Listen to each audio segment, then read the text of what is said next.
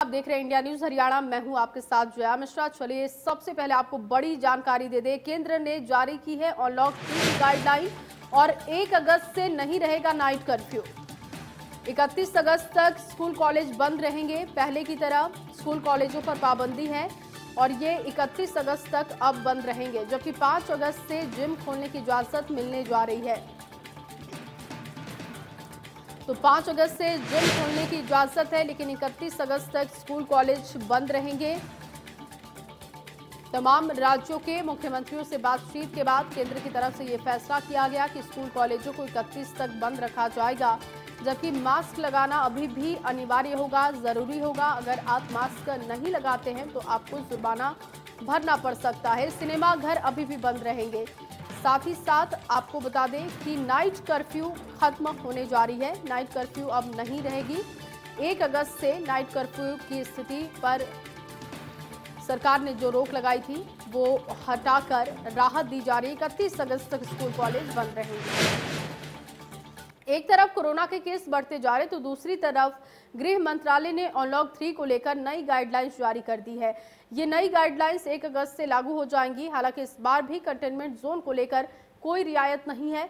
Containment zone के बाहर के क्षेत्रों में चरणबद्ध तरीके से ढील देने का फैसला हुआ है। विस्तार से आपको समझाते हैं कि अनलॉक 3 की क्या रियायतें हैं, क्या गाइडलाइन है। तो 1 अगस्त से नाइट कर्फ्यू खत्म हो जाएगा, तो ये बड़ी राहत जो मिल रही है अनलॉक 3 में, जबकि 5 अगस्त से जिम या योग संस्थान खुल जाएंगे। एसओपी और सोशल डिस्टेंसिंग अभी भी जरूरी। सोशल डिस्टेंसिंग के साथ ही 15 अगस्त का भी कार्यक्रम होगा, क्योंकि 15 अगस्त आने वाला है तो कार्यक्रम तो होंगे, लेकिन इसमें आपको सोशल डिस्टेंसिंग का ध्यान रखना होगा। सभी को मास्क पहनना जरूरी होगा।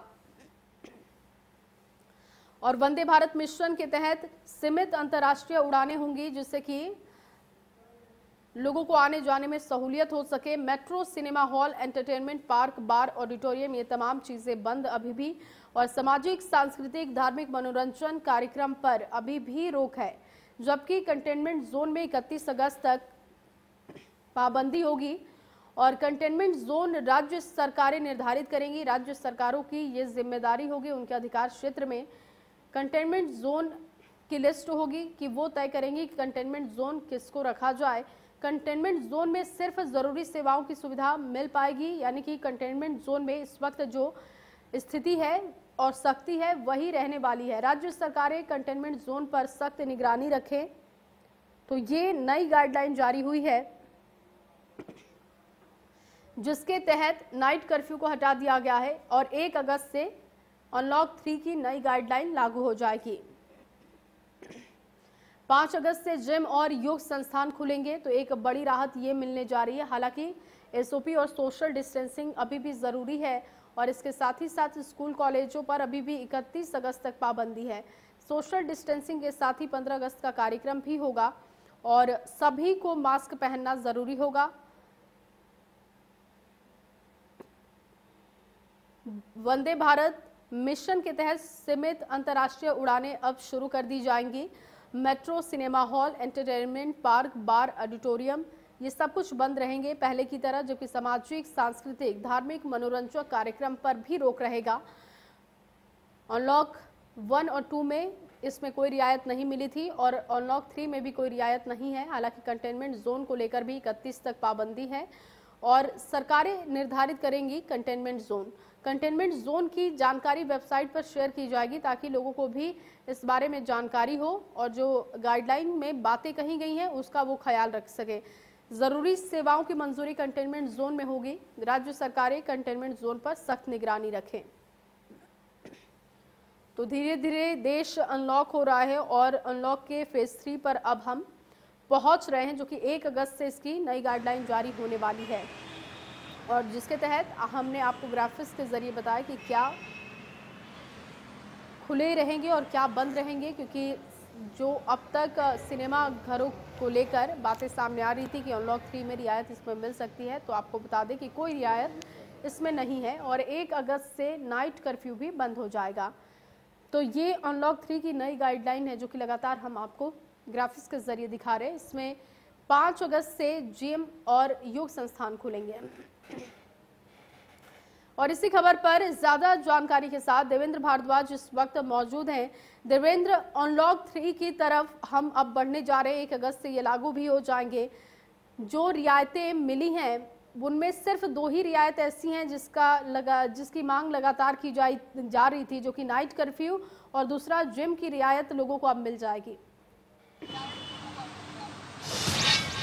देखिए, बिल्कुल जाहिर सी बात है कि जिस तरह से अनलॉक 1 अनलॉक 2 में जिस तरह की रियायतें मिली थी, अनलॉक 3 में भी उम्मीद इसी तरह की जताई जा रही थी, लेकिन 2 के अलावा किसी तरह की कोई और रियायत नहीं दी है, क्योंकि अब जिस तरह की स्थिति है, मामले बहुत बड़ी संख्या में बढ़ रहे हैं और इन मामलों पर नकेल कसने के लिए इस वक्त सख्ताई ज़रूरी है। और जिस तरह की सख्ताई और अनलॉक 2 के मार्फत जिस तरह की जो चीज़ें खोलने की अनुमति दी गई थी, चाहे व्यवसायिक गतिविधियाँ हों, चाहे वैसी दुकानें हों, चाहे दूसरे कामगारों के लिए जो रोजगार के अवसर खुल रहे थे, उसको लेकर स्थिति थी। लेकिन फिलहाल जिस तरह की स्थिति बनी हुई है, क्योंकि गुरुग्राम एक औद्योगिक नगरी के तौर पर भी जाना जाता है, लेकिन उम्मीद यही जताई जा रही थी कि इस बार जो रियायतें हैं वो बहुत ज़्यादा हो सकती हैं या बहुत ज़्यादा रियायतें दी जा सकती हैं। लेकिन फिलहाल जिम को खोलने की अनुमति दी गई है, जो योग के लिए जो शिविर लगते हैं उनको खोलने की अनुमति दी गई है, पार्क खोलने की अनुमति दी गई है।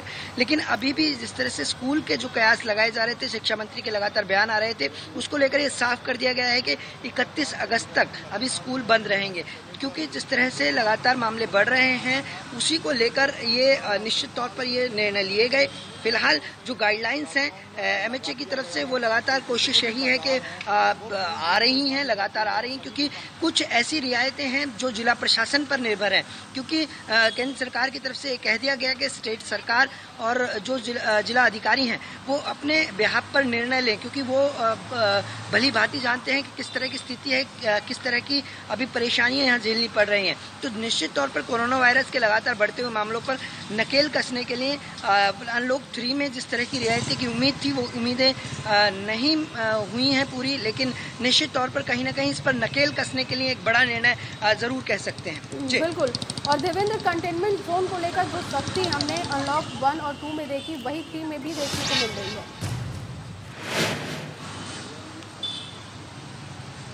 देखिए, बिल्कुल कंटेनमेंट जोन निश्चित तौर पर इसलिए बनाए गए थे कि लगातार जो मामले बढ़ रहे थे उन पर नकेल कसी जाए और कहीं ना कहीं इस पर सफलता भी हासिल की जिला प्रशासन ने, सरकार ने, क्योंकि लगातार जो मामले बढ़ रहे थे उनको रोकने के लिए कंटेनमेंट जोन को रोकना, उन पर सख्ती करना बहुत ज़रूरी था।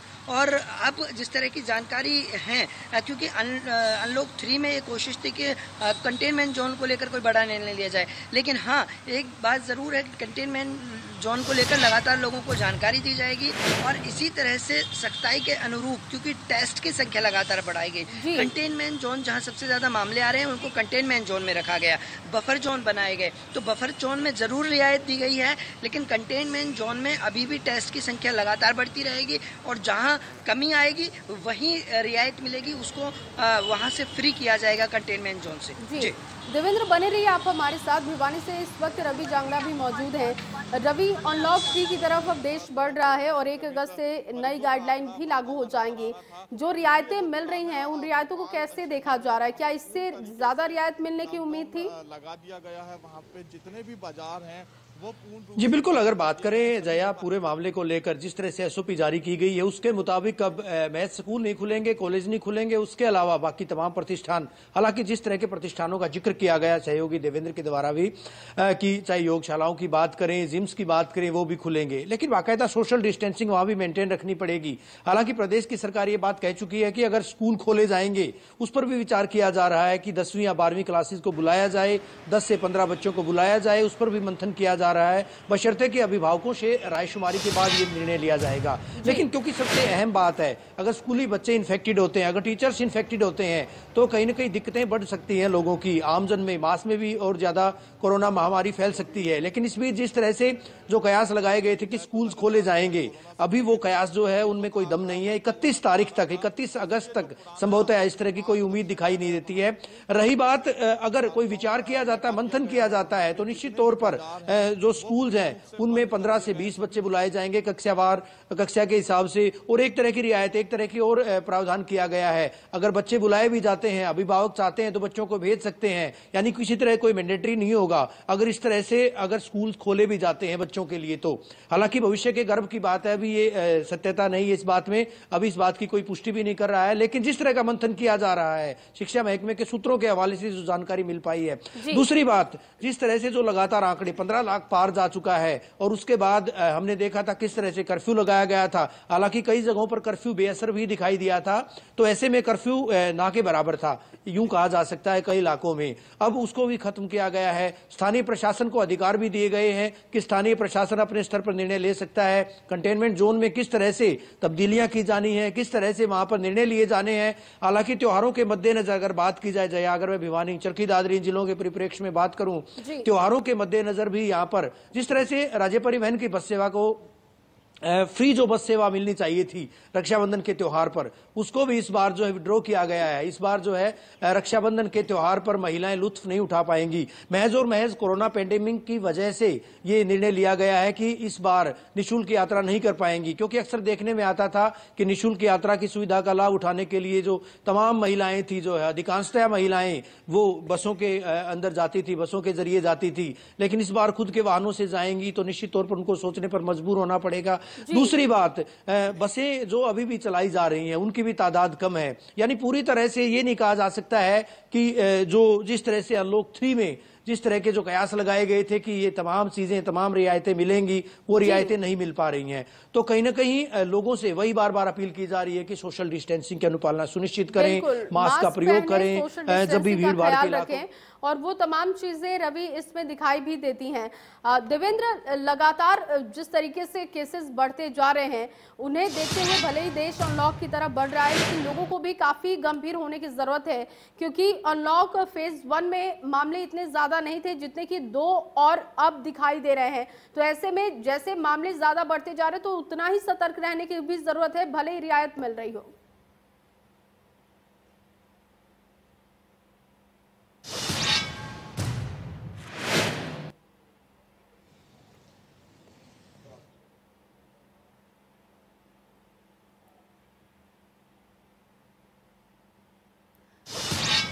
चलिए, देवेंद्र से हमारा संपर्क टूट चुका है। रवि लगातार हमारे साथ बने हुए हैं। रवि, वही सवाल जो मैं देवेंद्र से कर रही थी कि लगातार केसेस बढ़ते हुए दिखाई दे रहे हैं और अनलॉक फेज 1 और जब हमने अनलॉक फेज 1 में हम आए, रियायतें मिली तो उस वक्त मामले इतने नहीं थे जितने कि हमने अब मामले देखे हैं।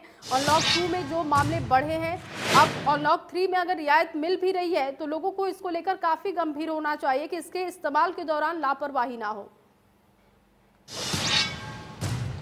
बिल्कुल दुरुस्त फरमाया जाए आपने, क्योंकि अनलॉक इसी वजह से किया गया है कि लोग सफर ना हो, काम धंधे हैं वो भी ठप ना हो, बेरोजगारी जो है वो ना बढ़े, लोग अपने काम धंधों पर जा सके। लेकिन इस बीच एक एडवाइजरी लगातार वो जारी की जा रही है कि किसी भी तरह से लोग जो है अनावश्यक फायदा ना उठाएं। अनलॉक जिस तरह से किया गया है, लोग अपनी इन रियायतों का अनावश्यक तौर पर फायदा ना उठाएं। जिन लोगों को बेहद जरूरी है बाहर निकलना, महज और महज वही लोग बाहर निकलें। नौकरी पेशा लोग जिनकी जाना मजबूरी होता है वही लोग बाहर निकलें।